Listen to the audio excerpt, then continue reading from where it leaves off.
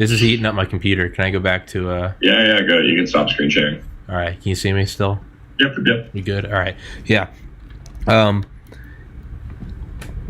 on my shitty fans. Yeah. It's...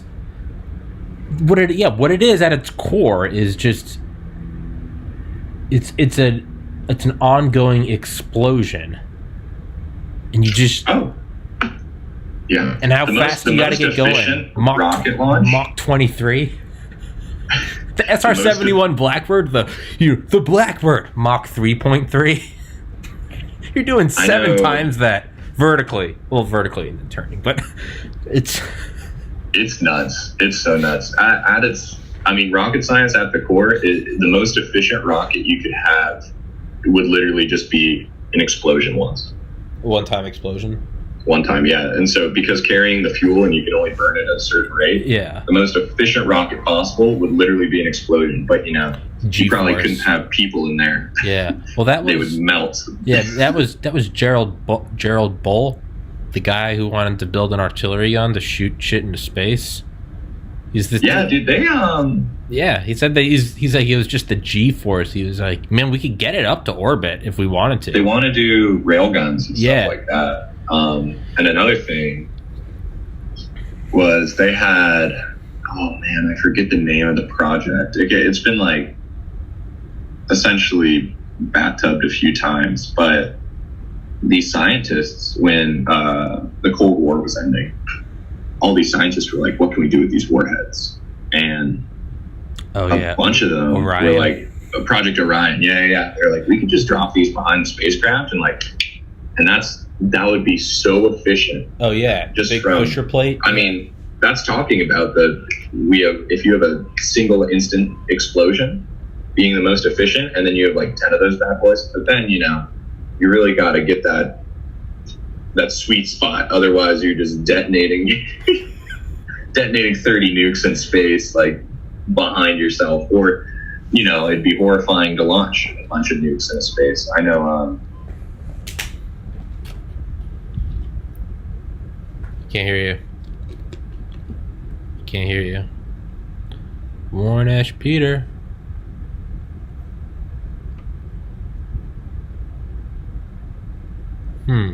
There you are.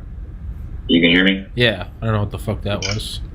It says my internet's slightly unstable. Aren't we all slightly unstable? I can't fault the internet. Shit, man. I know. We all have bad days.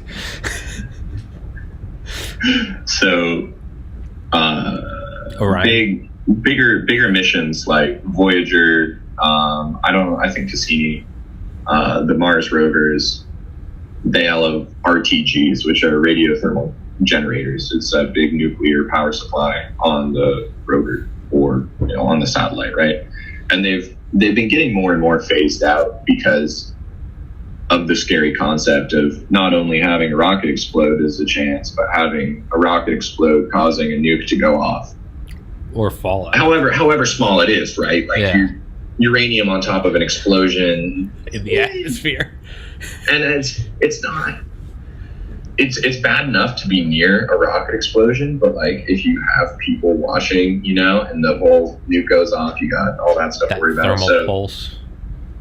Yeah, people, until like we really, really, really get space travel nailed down. And the thing is that I think we're getting close. Like the confidence is getting high. I don't think SpaceX has failed a takeoff in a while. They failed the last landing. I think they failed was a water landing. They missed the Starlink first stage landing area off of Kennedy, and I mean, they still did a safe water landing. They were able to recover the stage. Before that, the worst thing that happened was they had that mishap. Second launch of the Falcon Heavy. The cargo to the ISS. Yeah. But like all things considered, we're doing good. So there's have you heard anything about the company Rocket Lab? It sounds familiar. New Zealand and California rocket startup that does like smaller payloads to space, but their whole thing is that they can produce their rockets so quickly that you have a launch every week for smaller payloads. like 200 to 500 kilograms. And they say, how are we going to make the best carbon fiber rockets? And so they hired a bunch of these insane, like, yacht masters, sail master, construction guys who have a ton of experience with composites, and they started doing that. And as a result, the rockets are super light, super fuel efficient, as far as weight goes, right? And I don't know if this was a plan from the start, but it blows my mind that somebody came up with this. They're like, all right, people like reusable stages, right? Falcon 9, Blue Origin, New Shepard, New Glenn, stuff like that. And I think ULA is going to start getting into that too. I see Tori Bruno getting attacked on Twitter a lot for not having reusable rockets, but the Rocket Labs guys want to recover their whole first stage by having 2 helicopters with a big net in the air, and they catch it. They catch it hundreds of meters off the ground in a net. First of all, if you're one of those helicopter pilots, I don't know how it takes off with balls that big. Yeah. Like, what is it? Is it 2 helicopters? I would hope it's 4. Yeah, it might be 4. I don't know. Because you gotta just think about that. Yeah, that weight. Can you imagine a rocket stage? Just exactly. It's gonna like pull them together like those little balls on a string that you can flag. Maybe you do it over the water and you make the net big enough that all it really does is slow it down, kind of. Yeah, I think that. So they launched from New Zealand. Maybe use drone helicopters. I mean, Let's see. You could get like a Chinook, right? Why? If we can make some, I feel like you could probably get like a drone Chinook in all of my helicopter expertise. I'm trying to think. Oh, people don't like that I use ad block. That's. I don't know. I think. What about just like balloons? So what happens is the rocket stage has once it separates the kick stage where it sends the stuff into whatever orbit it needs to be, it deploys a parachute and essentially spirals down. So I mean, it's still probably thousands of pounds just coming down towards Earth, but it's slower than initially. The terminal velocity. I'm interested about this because they just did a launch. I don't know if they tried to capture. What if you just did something like, instead of SpaceX where they're literally landing them, which, watching those videos, it still seems like CGI. You're like, what? You're like, what am nuts. These things are like 17 stories tall, and they just stop, and it's like, I feel like I'm watching some like shitty like stop motion but it's happening. I've never seen a SpaceX launch. That would be rad. No, not in real life. I haven't. I would love to watch it. Oh, I know. But even just watching the live streams, if you were there in person, just to confirm the realness of it, just let it vibrate you. That would be. I would love to. I would love to watch them land again. I've watched videos of them landing from a distance, and it's not. Yeah, it's not like the videos you see online. It's, it's from a distance. They're out there in like a crowd. Everyone's got a beer, and then it's like the 2 huge sonic booms as they come back down. And it's just the like rockets reignite. Yeah, and it's like, holy shit. But what I was thinking, have you ever been to a rocket launch? No, I feel like I need to, man. Bro, you got to get down to one. You should try going to a SpaceX launch or something one weekend. But I've only been to. I went to the last launch of the shuttle. Really? That's cool. Little kid. Yeah. We were in Florida for, I don't know if it was Easter, but we took a trip down to Florida and I watched it from the backyard of the house we were chilling at. That's so cool. It was nuts. And that was the first launch I ever saw. And then when I was at NASA in 2018, we saw InSight take off. I think that was on like an Antares. And it was a bummer because West Coast, like 4 a.m. launch, so foggy. We were like 2 miles from the launch pad, and it was foggy as heck. And there was, I think it was so busy that they're like, when you're at a football game or something, you don't really get cell reception. It says you got 5 bars. But there's 10,000 people there. Exactly. The band was not great. And so we couldn't see if it was launching. And then all of a sudden you just start start to hear the rumble, and the entire, like, the fog kind of, you turn on your headlights in fog and it just blinds you. Yeah. It wasn't blinding, but it just illuminated the whole area like it was sunrise. That's so and you cool. just start feeling it in your chest, and it's just this deep grumble. Just drumming. Oh, man. God, I wanna. That's gotta. I can see where, like, kids, like, they see it once and they're just inspired for life. Oh yeah, it's insane. And also, the power of God. Just like, I don't know. I was in southern Florida at some music festival, music event, and I was in a crowd, and I didn't even know about the launch. This was pre-Space Obsession. I was like freshman in college, and I was in this crowd, and I look up, and I'm just seeing this like weird orb thing, a couple of them just flying across the sky. And I'm like, those aren't planes. I'm like, what is that? Yeah. Are those meteors or something? Are we about to die? Yeah, dude, I'm like, well, this is a pretty good spot. But they just start like lighting on fire. And I'm like, what? And apparently it was the fairings just freaking slamming back into the atmosphere from a launch earlier that day at Kennedy. And that's weird spot to see it. I will say, people in the audience were like, oh God. Oh God. Yeah. What? I don't even know how you would. Yeah. It's like, there's a good video of a woman freaking out and recording a SpaceX launch, and she's just like, "What is that? Oh my God!" And tons of people made memes of it. She's the fucking rocket lady. Sorry, I cut you off. What were you gonna say? Nothing important.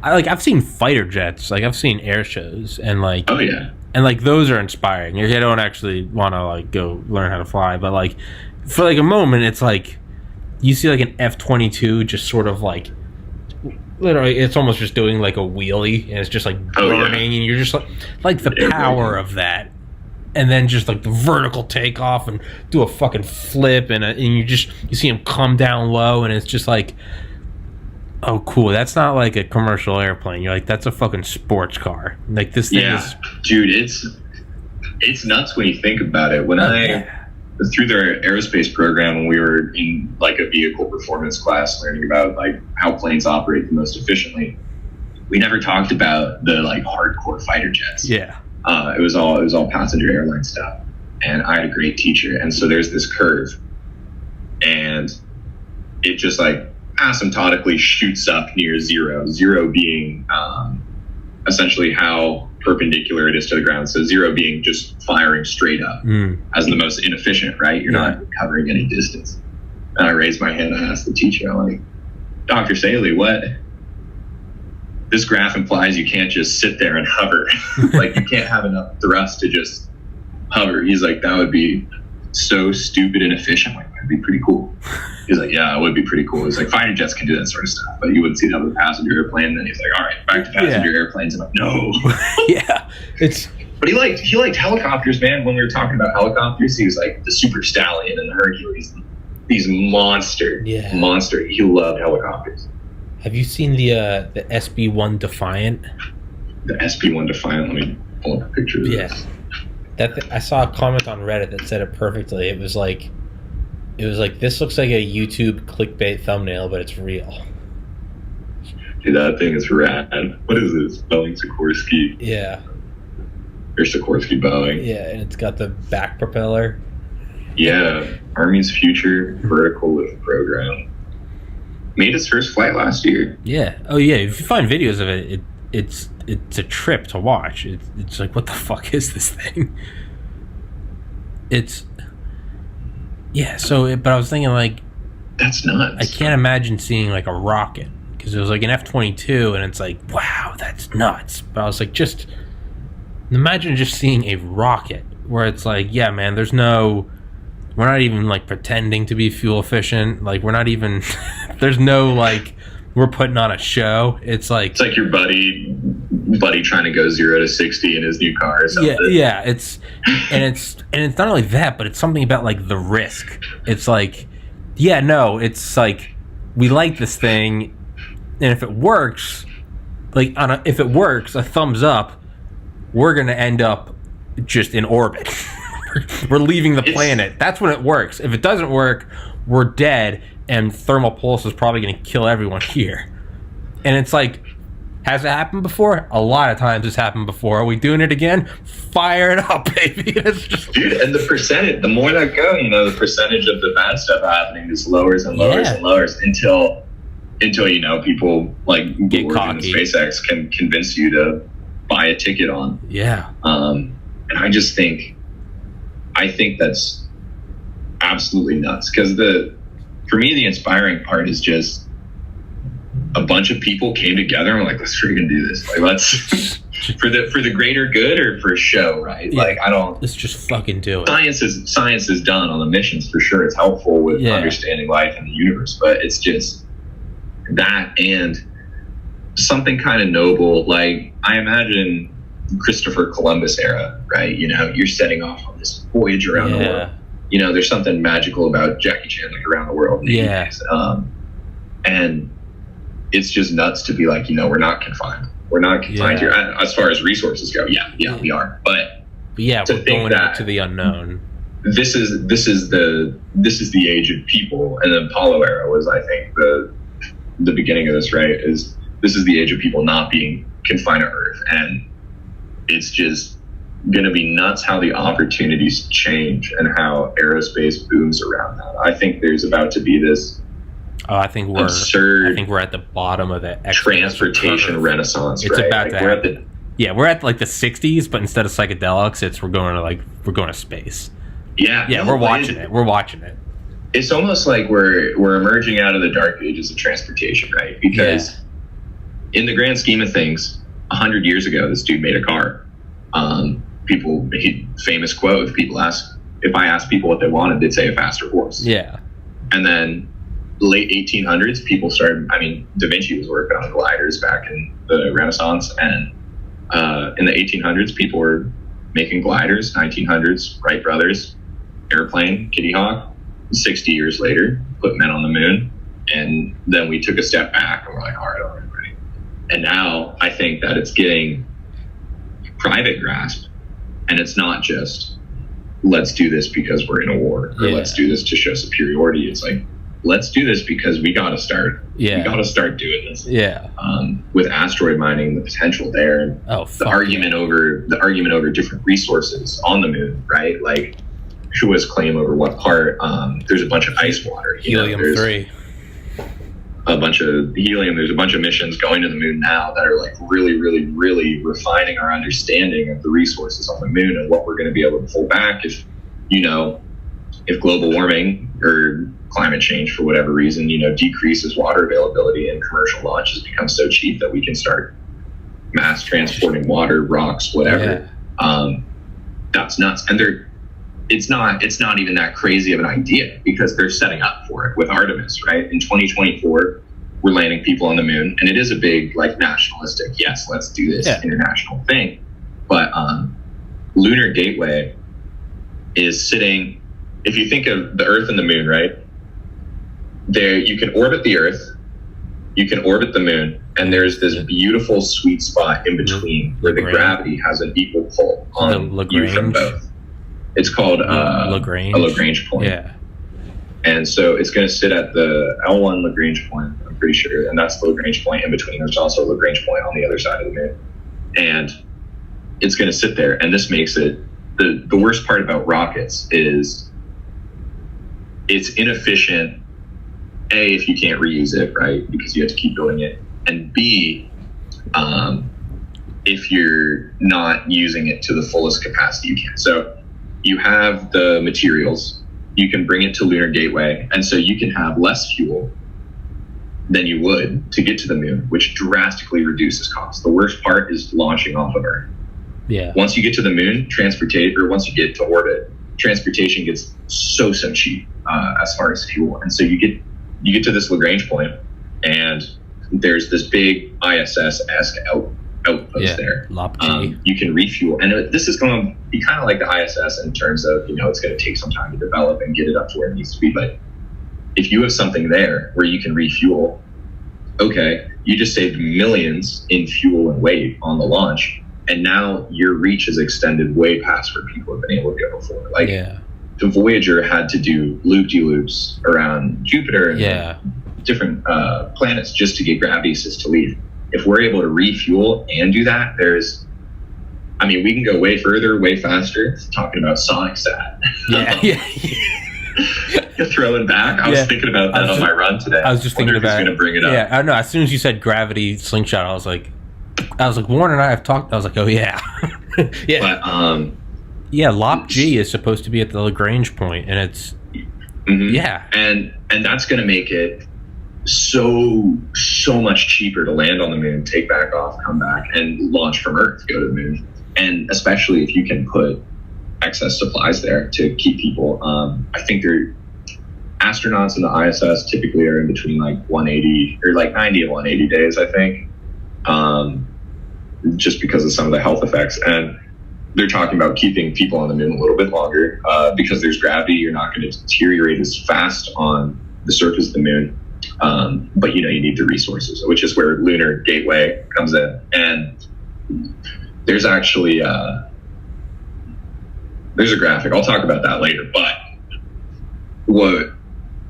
what people are going to notice if this is a success is there were a bunch of companies that were mega optimistic and their ideas were economically sound. It was just they were before their time. Talking about companies like Planetary Resources or Deep Space Industries, these people were like, we need to start utilizing asteroids, start utilizing the moon as a stepping stone for where we want to go. What is rocket fuel? It's hydrogen and oxygen. Yeah. Okay. Well, if we go to the moon and dig up ice water, we can convert that, H2O, into hydrogen and oxygen as fuel. So you're carrying less fuel than you need. You're able to utilize things on the surface, and now you're able to get more materials along the way and go further because you're not under the constraint of having to keep launching and launching. And when you're on lower gravity bodies like asteroids, right, the possibilities are endless, especially in terms of the materials. Yeah, the gravity well isn't insane. And there are companies like Deep Space Industries. Luxembourg is a huge advocate of utilizing space resources. Don't sleep on Luxembourg. Dude, don't sleep on Luxembourg. They're wild card. Rich country. They're tossing money to it. They're like investing in these. I know Planetary Society got bought by a blockchain company, and I have no clue what they're doing now. But Deep Space Industries was like, all right, if we can get to asteroids that have gold, platinum, cobalt, $100 trillion of platinum on it. So it's not even about just the materials. Yeah, you can bring back all these precious metals that we use in manufacturing, and you can really expand what's happening on Earth in terms of technology. But you are landing on something, and their final goal was like, if we find big asteroids full of good stuff, like we want to set up factories that can produce spaceships there, because if we have the resources to make the spaceships and make the fuel, just think about the potential of launching from something whose gravity is 1/8 of Earth or 1/20th of Earth. You could endless possibilities. That would be an explosion of discoveries. That would you'd be landing on every planet that has a surface, right? Like yeah, I got to piss again. I'm sorry, but yeah, back to science and stuff. So what I was thinking is like I kind of feel like we're, because like I don't know, the space race was the space race, but it was you're right. It was more about like these like hyper prioritized and classified like reconnaissance missions, big defense stuff. Yeah, CIA, NRO, geospatial, and then you gotta stand up the Soviets and get to the moon, but didn't really have any depth. It was a big. I mean, it was an arms race. If you can put things in orbit, you can put bombs in orbit. Sure, you're not safe anywhere. And that was the fear Sputnik. If they can put up that, they can put up a warhead. Yeah, and I mean, same thing with going to the moon. If we get to the moon first, like, what technologies are we hiding? Because if you publicize going to the moon, you can obviously do some good rocket stuff. Yeah. If you can go to the moon and it's just whatever, and that's it is a lot different these days because, you know, it was insane when we were developing all these technologies, right? And I think a lot of military technologies are insanely useful and have brought a lot of insight to the field, right? Like GPS satellites as a whole. And those are still, people are still researching and optimizing those for getting more precision, higher precision. And a bunch of people at NASA are working on, okay, how are we going to set up the most efficient GPS possible on Mars, on the moon? And so it is very future focused, right? When you talk to anyone at NASA about what's going on, surface level, they'll be like, well, you know, it depends who's the president and what they say we're going to do. Sure. Either if it's Donald Trump, they're going to send a tweet out and be like, we're going to the moon, we're going to Mars, whatever. Biggest, beautifulest moon ever. And what's crazy is that I've seen people directly impacted by one of those tweets. I have a buddy who's doing his dissertation on some crazy GPS stuff on other planets. And it was all Mars based because during the Obama administration, I'm pretty sure I could be having this backwards. During the Obama administration, they were like, let's get men to Mars. That is the next step. Yeah. And so he was like, all right, Mars GPS, let's do it. Let's figure this out. And then Trump was like 2 years or 3 years into his presidency, he tweeted, it's like, no Mars, to the moon. No Mars. And it might have been, it might be vice versa. It might be not to the moon, to Mars. Yeah.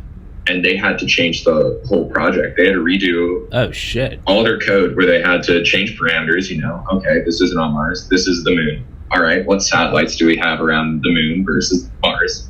What's on the moon versus Mars? And, you know, when you're writing papers a week and going to conferences, it can be frustrating, especially because if you publish something about Mars, you can't get paid for it. Because your time has to be allocated towards what the government says. And that's a double-edged sword. You have more security as NASA, right? But depending on, you know, what's going on in the world, you don't have guaranteed funding. And when you have these super millionaire billionaires, Elon Musk and Jeff Bezos, having these as their pet project and they're really stoked on it, they won't let it die. Just because they won't. Like I don't know how many funders Blue Origin has. I don't think they do. They don't super market or publicize any of their launches. I know they're under some contracts to do engine stuff, but it's people with a passion that are driving it and making money off of it, and those people are pushing it further and further than NASA can, and in different directions than NASA can, right? Like Elon can say Mars is the final goal, and Trump can tweet, we're going to the moon. He's like, Mars is the final goal. Elon doesn't give a fuck. He's like, cool. Yeah, and I mean, they're still taking advantage of it. They're wanting to send Starship to the moon for the Artemis program or Lunar Gateway program, and so was Blue Origin. They're all saying that, and Blue Origin was originally, you know, hey, we're going to do tourism in space, and that's what we do. But I think the privatization of it is part of the renaissance, right? Is going to be a big step. I mean, you're starting to see more and more and more of these companies who aren't just doing government stuff. I mean, SpaceX and whoever do make a lot of money on government launches, but we're seeing companies that do satellite imaging or other launch services all commercially. So it's a pretty exciting time, and I wish I could be around much later than I'm going to be, just to, you know, see what happens and see how it ends up. I just think it would be absolutely nonsense to see people get to Mars in my lifetime. That would be, that would be insane, because the moon, like going to the moon was insane. Like I don't want to take anything away from that, but it's also like it's right there. Like it's not right there, but it's right there, you know. Yeah, and it's like our neighbor. We went there and we stayed for like a little bit, and like that was cool. But like it was never. We're going there, and we're like, you know, tag, you're it, and we're like ran back. Like, you know, we got there, we're like, we did the thing. They walked around, got some rocks. It was badass. Went to a different body. That's insane. But I think the main priority just for a while is going to be, you're going to have Lunar Gateway, and you're going to have some sort of outpost on the moon's surface where you have a habitat where people can survive for, half a year. And I think, depending on how quickly that's ramped up, I think we could see something on Mars similarly. But I think there's a decent amount of research that goes into the psyche of it too. Yeah. Because like the moon, couple days round trip. Yeah. As much as it's, you just got to find some really not claustrophobic, tough people to do that. But, you go to Mars, the shortest trip you're going to get is 2.5 months, 2 months. And I mean, if you're doing it super fuel efficiently, because you need resources to keep people alive for the 4-month round trip, plus hanging out there for a month or two, you're probably going to take a longer trip there and use less fuel. And so you're looking at like a 6-month to year-long, 2-year trip, round trip. And I mean, I live with a few guys, and I think we're all, I don't want to even say mature. I won't say we're all mature guys, because we're not.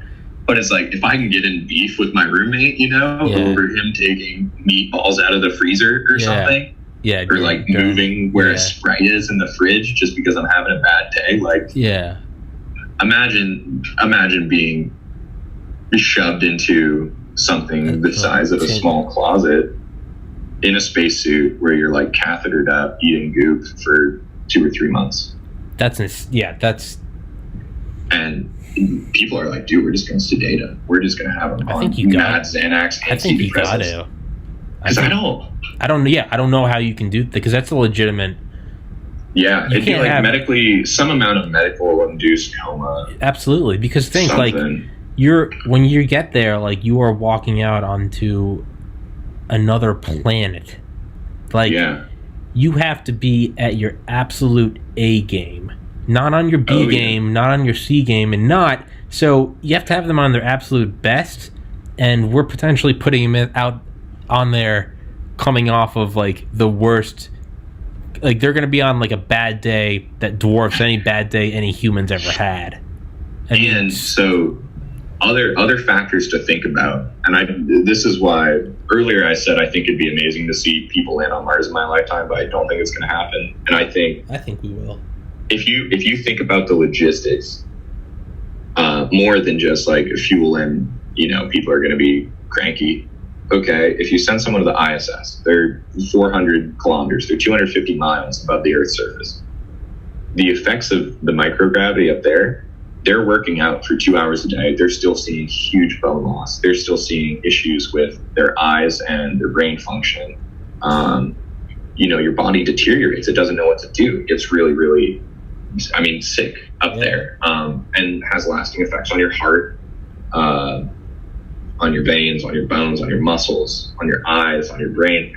And so even if you did just like, all right, we're going to shove people in a capsule, send them to Mars, they won't be able to stand up by the time they get there. Like, and then you're thinking, oh, okay, so we need to either build a workout room on a spaceship that's going to send them there and still have space, or you're going to need some sort of artificial gravity where they can hang out. And that's where it gets like, you're looking way past the complexity of anything we do. I don't even know if Lunar Gateway is going to plan to have anything different than the ISS in terms of artificial gravity. But if you want something to have similar gravity to Earth, you're looking at something that either spins really, really fast or is about a mile in diameter. And it wouldn't be fun to launch that off of Earth. So yeah, dude. But what I was thinking is like, I wonder if like the best candidates would be like sailors from nuclear submarines that spend like months at a time on this little thing. And I think they work out something like, they said the SEALs that are on them, because like that you will use like nuclear subs to like covertly deploy Navy SEALs. I remember watching some documentary and it was like they have nothing else to, they don't have to, it's not like microgravity, but they said like they'll just work out like 7 hours a day because there's nothing else to do. Yeah. And I've just heard they work out and read. Yeah, who else is better trained for that, man? These guys that are used to being in this tiny little fucking thing, surrounded by infinite death void, the ocean. Yeah. You know? Yeah, I think can't get out. I think so for sure. I think you need people who are, predisposed to being able to survive in those environments. Otherwise, it's just not possible. And I think there was some special on the Science Channel or Discovery Channel where they talked about, NASA does these studies where they pay people to, chill out in a fake lunar Martian outpost. Yeah, stand there for like 500 days or something. Yeah, and no one's made it more than a couple months, couple weeks, few weeks, just because. I mean, it's gotta be a little tempting. It's probably more tempting to leave because you're like, I'm on Earth, I can pull the plug and just literally just go to Chick-fil-A. Like I can just go to Chick-fil-A, watch some Rick and Morty, and get ripped. Like that sounds way better than hanging out in a desert in a big spaceship. Oh, sorry. Yeah, you're good.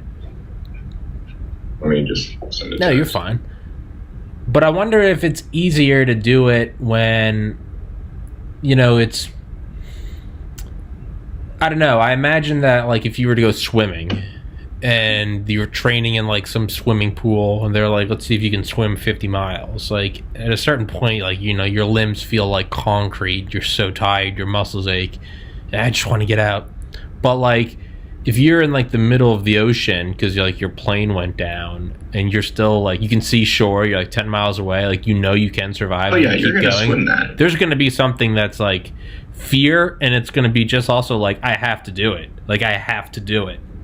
I think humans. I think there's going to be there's going to be like animals in general, anything living in general, built to survive if there's even the slightest possibility, right? So I think like if they're just like I just have to buckle down. If you didn't see shore, you'd probably still pick a direction and swim until you couldn't. Until you just stopped. Because there's like, what else are you going to do? You're going to hang out and be like, oh, a boat could come by in a few hours or a couple days. Guess this is it. Yeah, I don't know what I'd do. I'd be like, I would hate to be stranded in the ocean. Just fucking sharks, man. Sharks. I don't even think sharks would go after you. Yeah, I don't. What are you trying to say? You don't think sharks would think I'm tasty? Well, I mean, I think maybe my urine would just like, dude, this thing keeps pissing. They call I think it was on one of the old Rob Dyrdek shows. Did you ever see Rob and Big? Yeah, he had the other show. I forget what it is. And then he had Rob's Fantasy Factory. Yeah. They on the Fantasy Factory they went scuba diving with sharks. And they put you in like a chainmail thing because he wanted to get bit by a shark on his arm. And he said he was gonna crap himself out of fear. And then the diving instructor, without skipping a beat, and I still to this day don't know if it's a lie and or scripted because I haven't Googled it. He said, if you poop yourself, we call that shark sugar because they like the scent and they'll come after you if you crap. Oh no.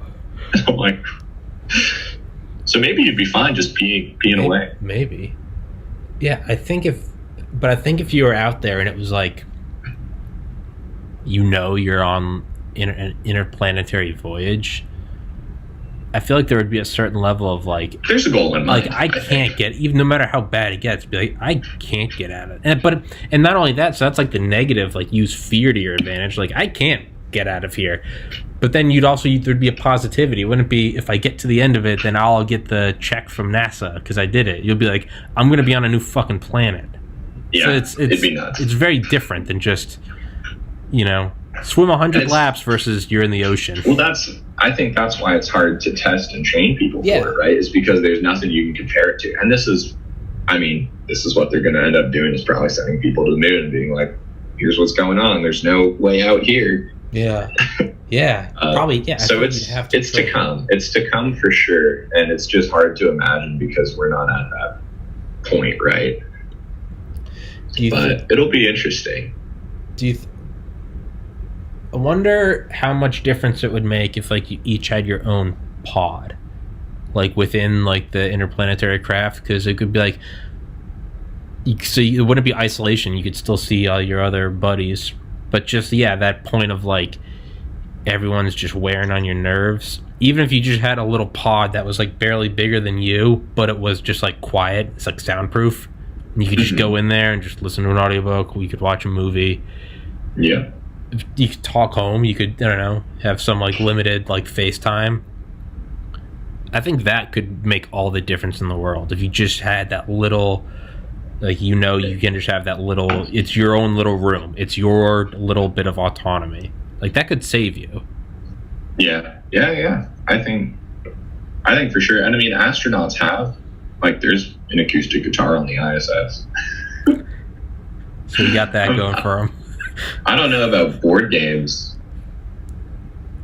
Why couldn't you put it like an Xbox though? Just one, like 4 controllers? Oh no, dude! Dude, imagine just fucking just like co-oping campaigns for like 9 months all the way to Mars. Like, they just have to play Halo in space with sight. Oh, dude, they start playing Doom or something. Yeah. Stress each other out. Dead Space. But just load it up with like 100 titles.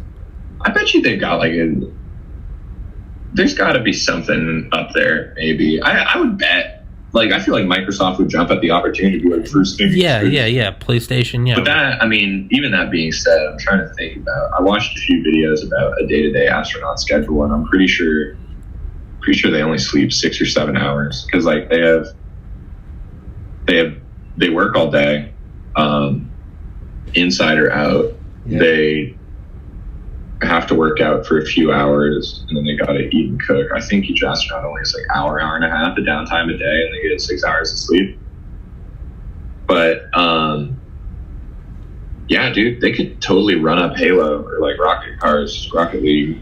Yeah, I mean, think about it. Yeah, I think a lot of companies could jump on that. You'd have Apple would upload just some like, some 100 terabyte hard drive, just some compact hard drive, and be like, there's every song ever from like iTunes, and there's 50,000 movies on there. Like, okay, get lost in any series. Like, you haven't seen Breaking Bad, cool, knock that out. Game of Thrones, Rick and Morty, The Office, just like, you haven't seen the Lord of the Rings trilogy, jump on it. Like, you could do that. You could. Yeah, you've never played a game before? Fuck it, pick it up. You play Grand Theft Auto? Yeah, why don't you play the first 5 titles? Like, Play Grand Theft Auto in space. But yeah, not only that, I don't know, it'd just be, or you and your buddies, you're just there, and it'd be like, you can squat up, and it'd just be like, I don't know. That would be so fun. You'd absolutely I've met one astronaut. I forget her name. Oh, I forget her name. Shoot. But she was just like so sweet for fun, She's just a distance runner, hangs out, does a lot of gardening. And I'm just trying to imagine her just like mowing down civilians in Grand Theft Auto and being like, ha. Yeah, man, I mean, but if you gotta let out a little like, you can't fight your like crewmates. Like, if you guys are getting on each other's nerves, but I wonder, just like shooting each other again and again and getting it out, like, this is what you get for like something. Yeah, this is what you get for taking my like MRE, just like hack them with a hatchet or something, and then just get it out of your system. Be like, okay, yeah, we're good. I like it. I think that's a good idea. Let me see. Do they have video games on the space station? Maybe not for the space station because they're mostly doing work, but something like the route to Mars, where it's literally like we just got to get them there like psychologically intact. Why not just make it like make it a vacation? Make it a fucking good time. Get a vacation. Yeah, I mean, eventually there'd be communication gaps, but you could video play games in space nixed over fears of space station hacking. Make he it. He wanted to play an MMO. Just make it. No, yeah. Well, don't do it online. Make it a closed system. Yeah, exactly. Like a Faraday cage around it. Like, that'd be fine. Yeah, I mean, you could just have an Xbox not hooked up to internet or Wi-Fi or whatever.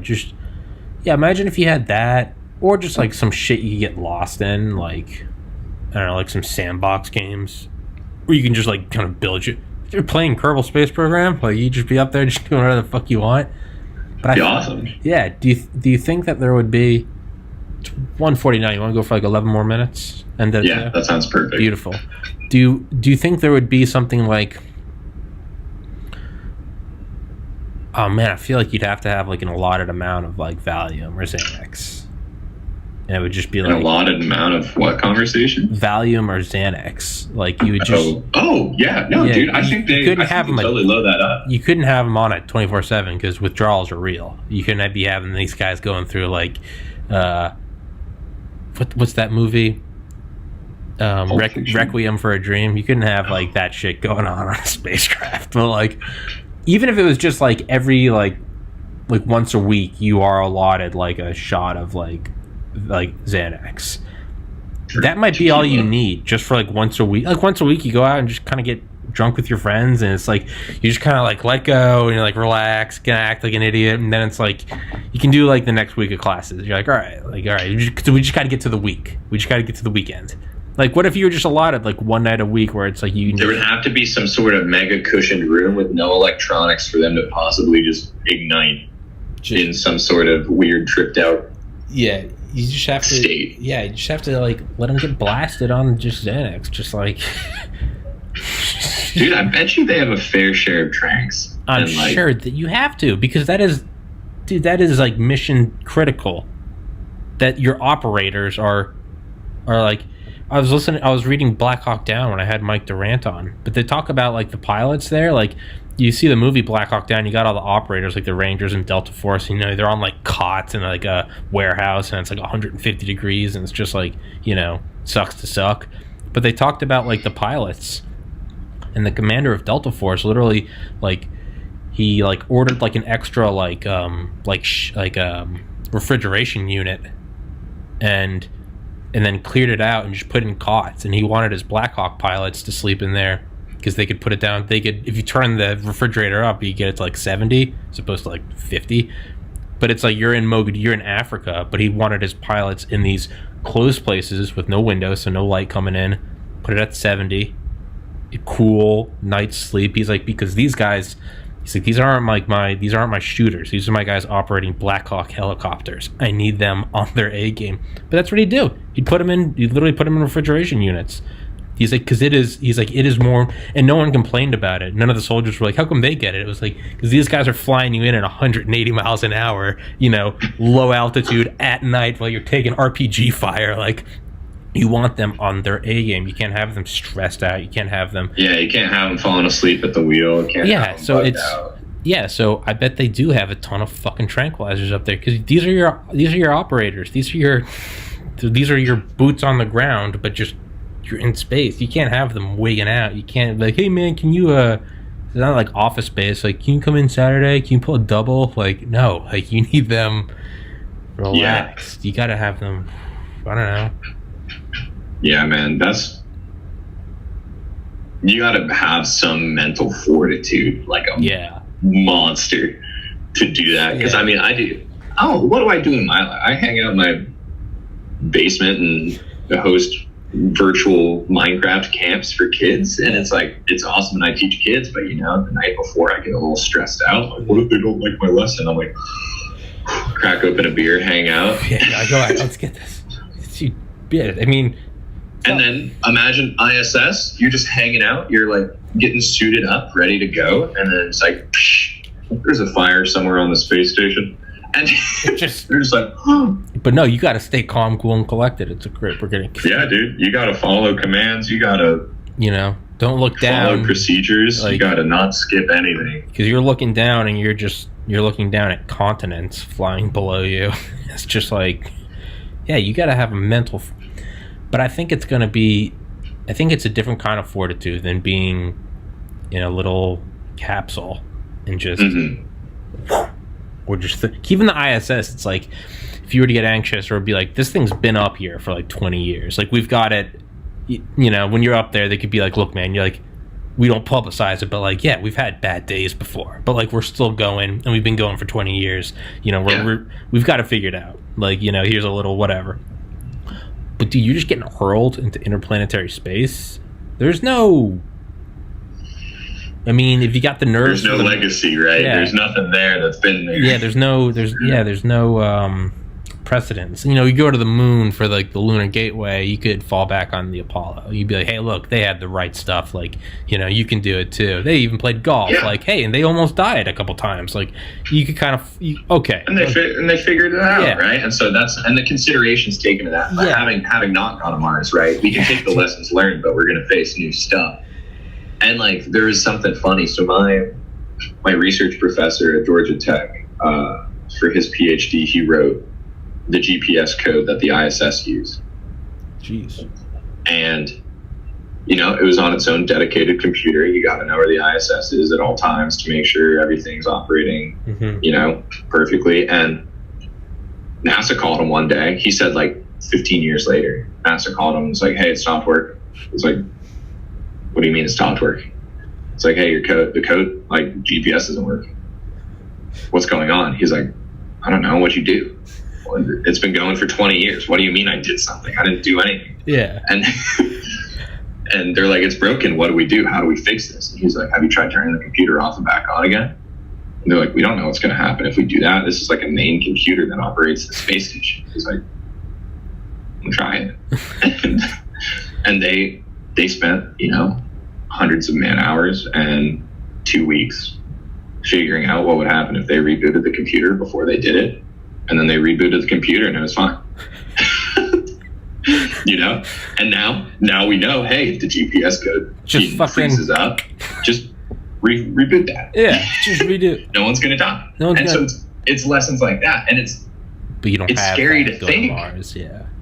It's scary to think that the Apollo guys were like, oh, hey, we're about to die from carbon monoxide poisoning in this capsule the size of a shoebox.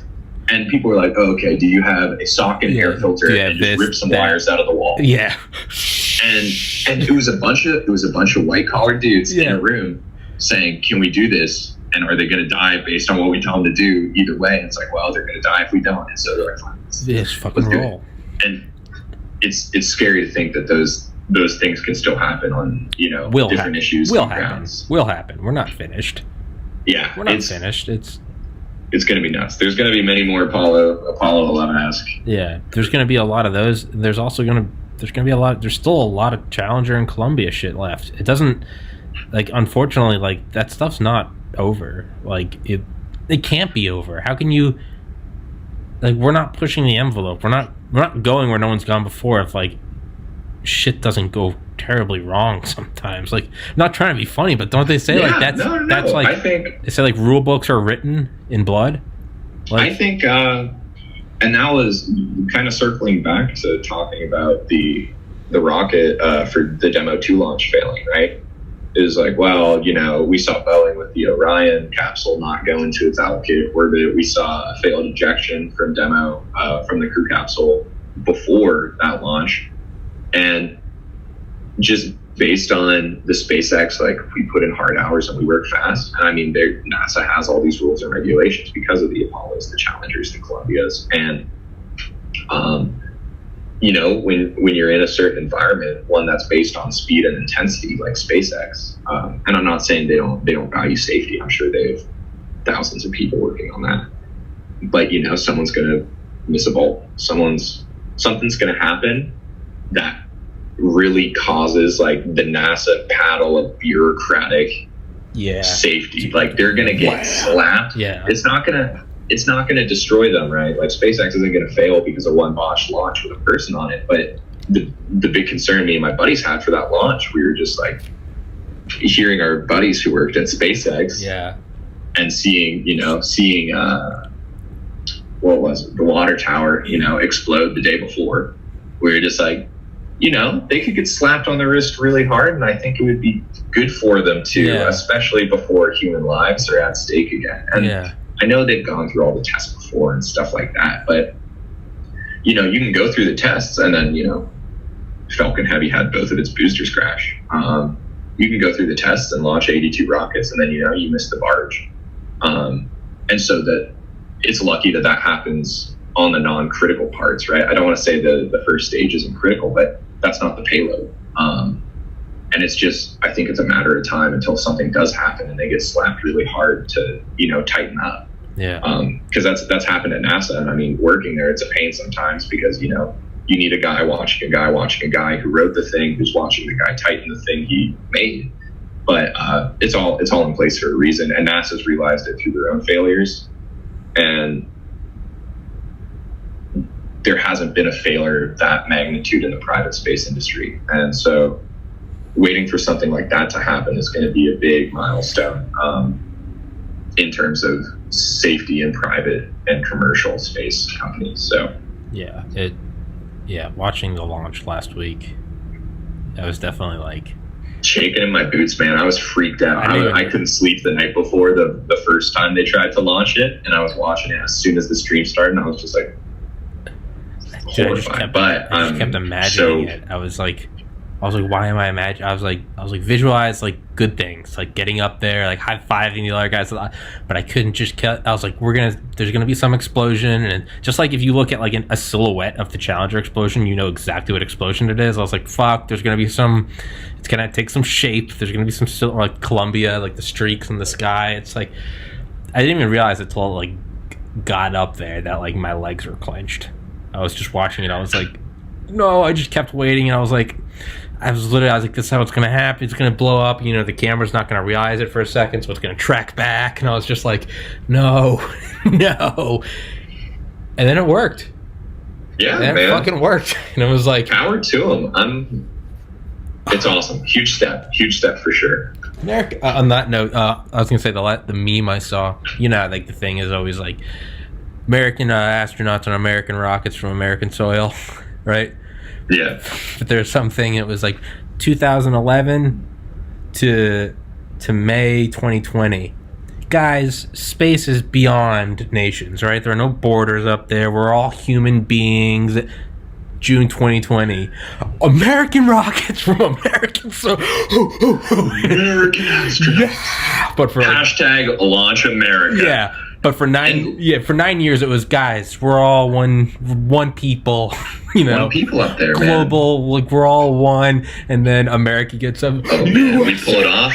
Number one. Yeah, and it wasn't even the government that did it. It was some South African dude with a $1 kajillion and a slave force of engineers. Yeah, but just where everybody's like, America.